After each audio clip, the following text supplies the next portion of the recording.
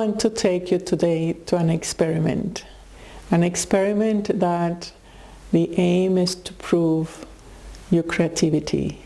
So please sit straight with your spine supple and straight, and close your eyes. Take a deep breath in. And exhale either through your nose or your mouth. And do a couple of those long, deep breaths.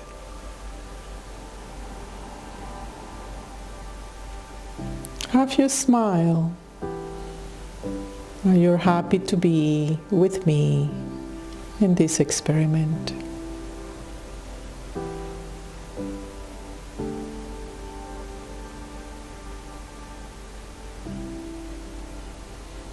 Relax your cheeks and your eyes and your face.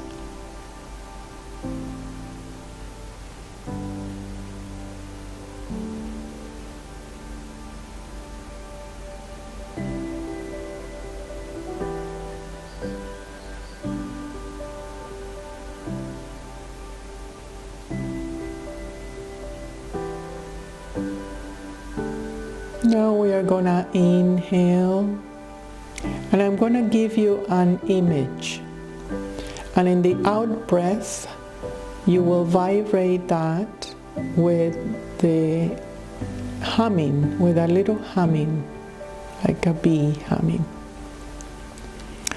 something like this.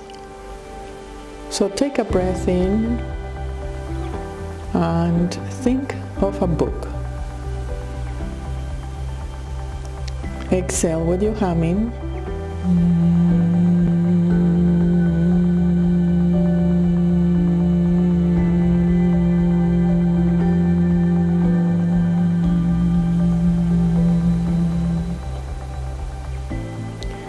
Inhale and think of a flower.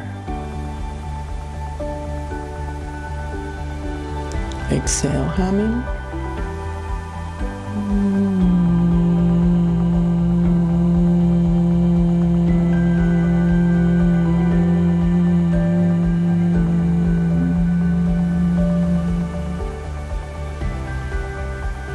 Inhale, a bird.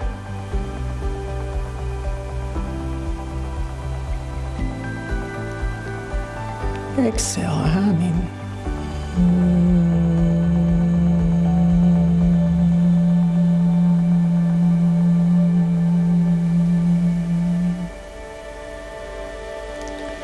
Inhale, a tree.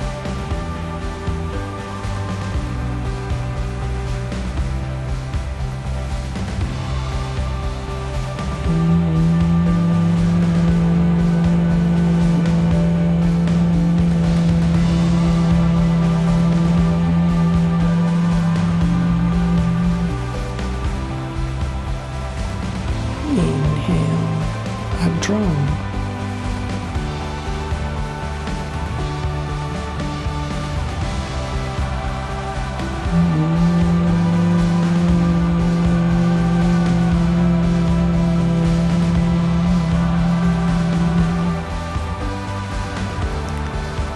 Relax and do nothing as you gently focus your attention between your eyebrows.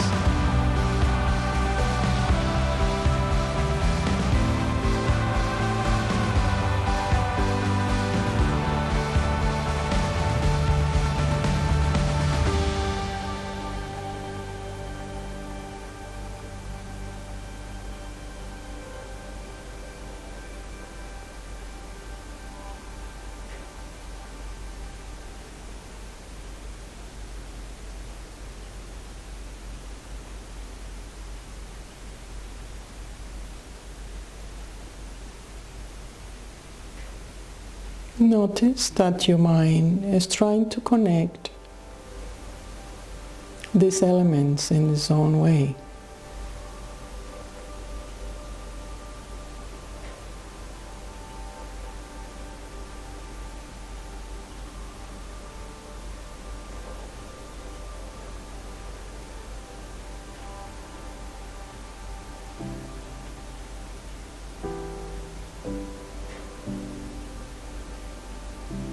You may be using memory or past references to construct something.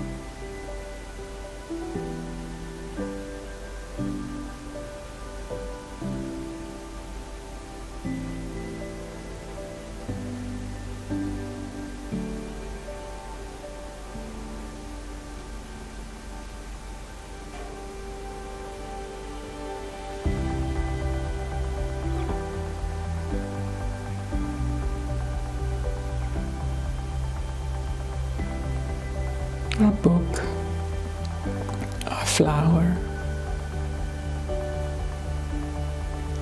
a tree,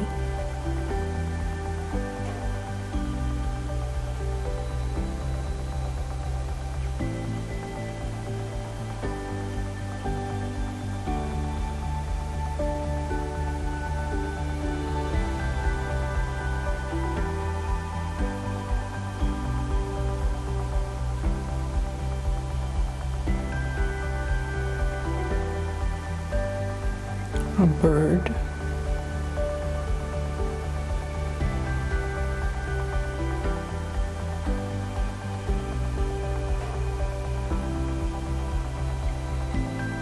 notice the arrival of imagination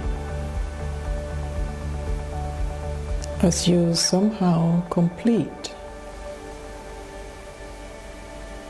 or unite, link these images.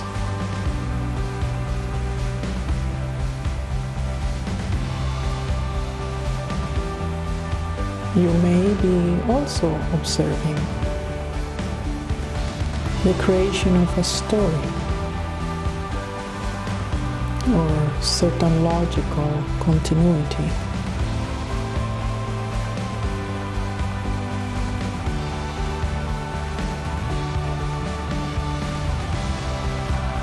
And take a breath. And stretch if you want to.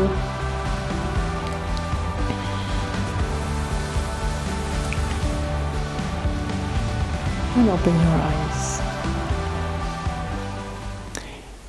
In the same way that we had constructed a logical sequence in this exercise, we also construct our belief systems. There are certain isolated events in our childhood that get our attention.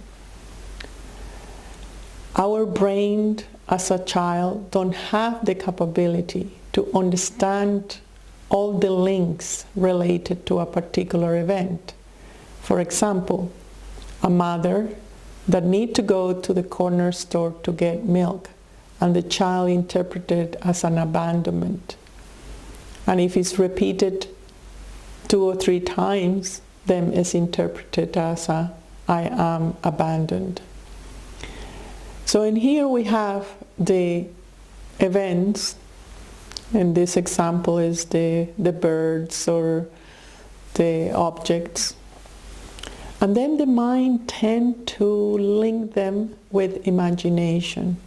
You start creating a story coming from your own imagination, a story that you never update, and it becomes a way of belief. And that belief, you give it a value. It's good or it's bad. It's pleasant or unpleasant. But my point is that most of your mind perception is made out of stories of your own creativity that is always at play. You create deductions and logic interpretations in order to make sense to your life and to yourself.